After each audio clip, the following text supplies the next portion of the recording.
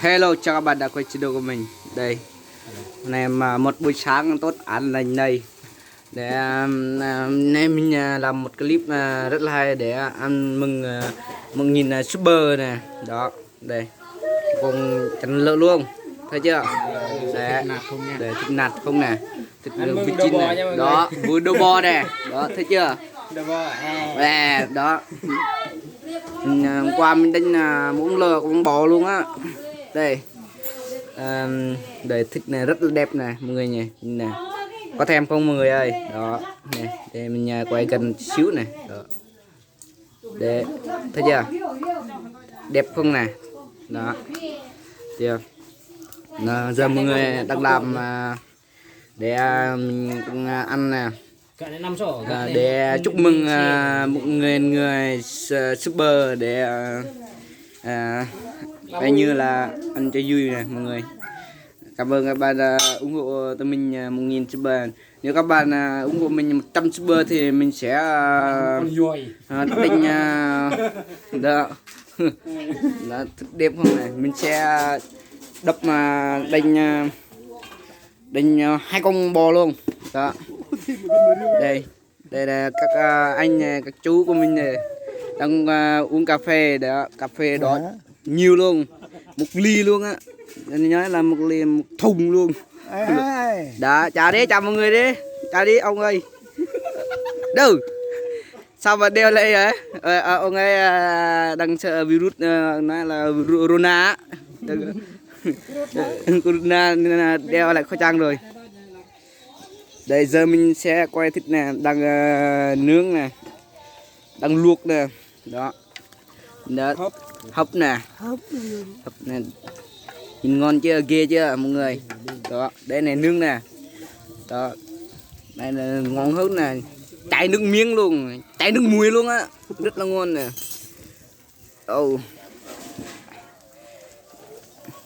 Đây là trong đây là toàn thịt không nè mọi người, để mình mới nha. Đồ không có gì hết, có chứ, đây nè. Có chút xíu. Đây nè, đây nè, chào anh đây nè, chào đi anh ơi. Nói gì đi để khán giả để biết nè mọi người. Anh đi xung quanh rồi.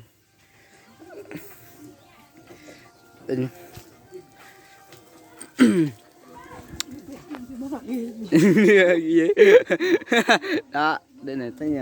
Giờ mình sẽ đi quay bên kia nữa nha mọi người. Đây không mang dép này, đi bộ này, đúng má tào lao quá. Đấy đó. Mọi người vẫn đang làm nè, mình thì chỉ nhìn thôi, nhìn mọi người làm thôi, mình lười làm lắm mà đéo biết nè. Đó không biết làm nè, để thợ nè, cắt thịt nè. Đó rất là to. Giờ mình sẽ đi quay mọi người xung quanh coi như là trong nhà nè. Đây nè, đây là Di của mình nè, đang cho con ăn cháo. Cháo này, cháo đây rất là ngon, mình cũng thèm ăn nữa nè. Ok đây nè mọi người, đây nè đang làm đây nè, làm cái gì ấy, nấm nè, nấm đang làm nấm nè, nấm á, món nấm nè chắc là ngon lắm đây. Đó mình sẽ chơi đây này, nói gì đi. Ơi không nói. Đây giờ mình sẽ quay nha. Đây là thằng châu Phi này, nó tên là Cleo. Nó biết nói tiếng ôi trời ơi, nó đó nó ăn thịt tái luôn nè, đó thấy chưa, ghê chưa? Đó thịt sống luôn. Nó đây nè, đó nó ăn nè, nó đang đói quá. Đó giờ mình sẽ cho nó ăn nha mọi người nha. Đây là người nghèo này. Người nghèo ăn thịt xong này. Không à. Ăn đi, ăn đi. Đó Giờ mình quay Con bò này, con bò ăn thịt con bò. hả? Con bò đó hả? Con heo Ông nói gì vậy? con heo Cái gì? con heo con bò lại Mọi người tôi cảm nha, đây là nói tiếng cái gì?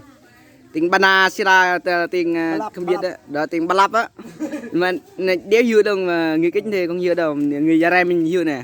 Ông nói gì? Đó, ông nói nói gì đi, nói tiếng Bana xem nào, nói tiếng tiếng Nar á. Ba Lap chắp rắp.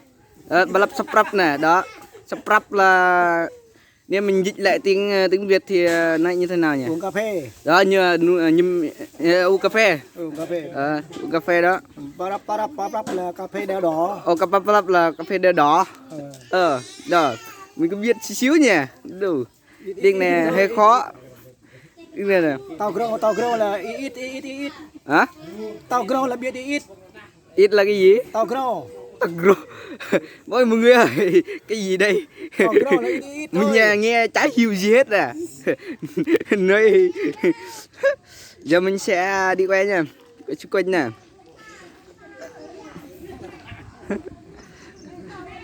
Đây là ngôi nhà của mình nè, thấy chưa?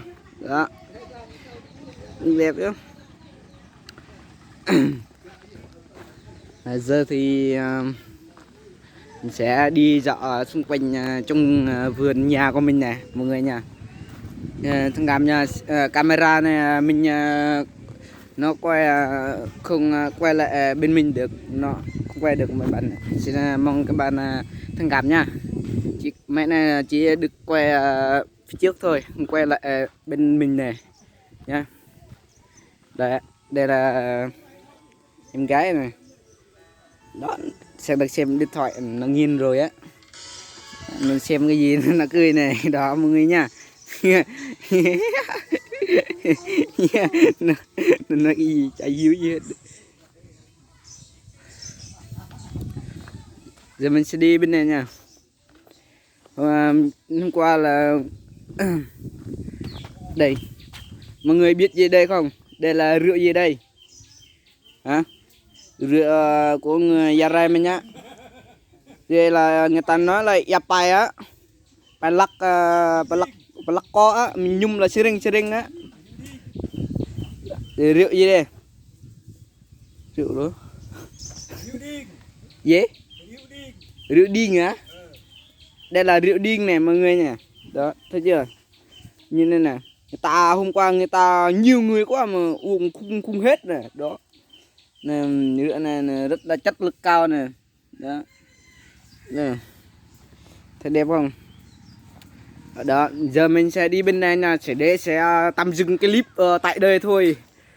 Nãy mình quay nhiều rồi mọi người, thông cảm nha. Đó, mình sẽ quay mặt ông trước, ông này trước. Ông này mà. Đó, ông này. Đó, ông kia. Tạm biệt nha.